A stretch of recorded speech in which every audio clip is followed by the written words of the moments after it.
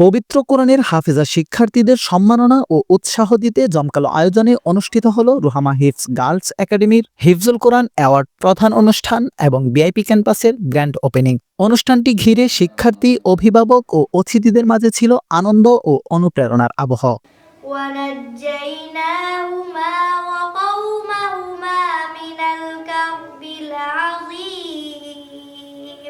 বৃহস্পতিবার সকালে জামিয়াত ইব্রাহিম সাইনবোর্ড সংলগ্ন রুহামা হিফজ গার্লস একাডেমির মিলনায়তনে আয়োজিত হয় এই ব্যতিক্রম ধর্মীয় অনুষ্ঠান।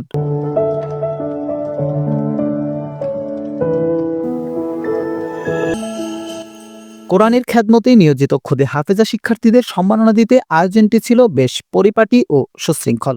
অনুষ্ঠানে সভাপতিত্ব করেন প্রতিষ্ঠানটির প্রতিষ্ঠাতা ও জামিয়াত ইব্রাহিম সাইনবোর্ডের সিনিয়র মুহাদ্দিস মুফতি আনিসুর রহমান কাসিমি। এতে প্রধান অতিথি হিসেবে উপস্থিত ছিলেন বাংলাদেশ কওমি মাদ্রাসা শিক্ষা বোর্ড বেফাকের মহাসচিব ও জামিয়া রাহমানিয়া আজিজিয়ার মহাপরিচালক মাওলানা মাহফুজুল হক।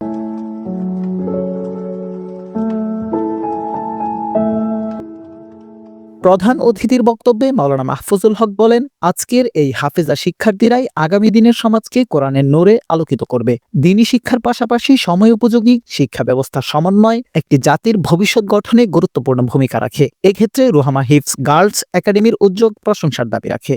সভাপতির বক্তব্যে মুফতি আনিসুর রহমান কাসিমি বলেন, মেয়েদের জন্য সুন্দর, আধুনিক ও মনোরম পরিবেশে প্রাথমিক স্তরে বিশুদ্ধ কোরআনের শিক্ষা নিশ্চিত করাই এই প্রতিষ্ঠানের লক্ষ্য। পাশাপাশি আরবি শিক্ষার সঙ্গে স্কুল কারিকুলাম অনুযায়ী সাধারণ শিক্ষা, ইংরেজি স্পোকিং সহ প্রয়োজনীয় দক্ষতা উন্নয়নের ব্যবস্থাও এখানে চালু রয়েছে। তিনি আরও বলেন, দ্বীনি শিক্ষার পাশাপাশি মেয়েদের নৈতিকতা, শালীনতা ও আত্মবিশ্বাস গড়ে তোলার বিষয়টিকে প্রতিষ্ঠানটি বিশেষ গুরুত্ব দিয়ে আসছে।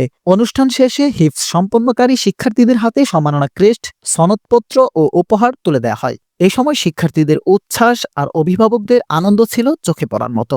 অনুষ্ঠানে উপস্থিত ছিলেন বিশিষ্ট উলামায়ে কেরাম, অভিভাবকবৃন্দ ও স্থানীয় গণ্যমান্য ব্যক্তিবর্গ।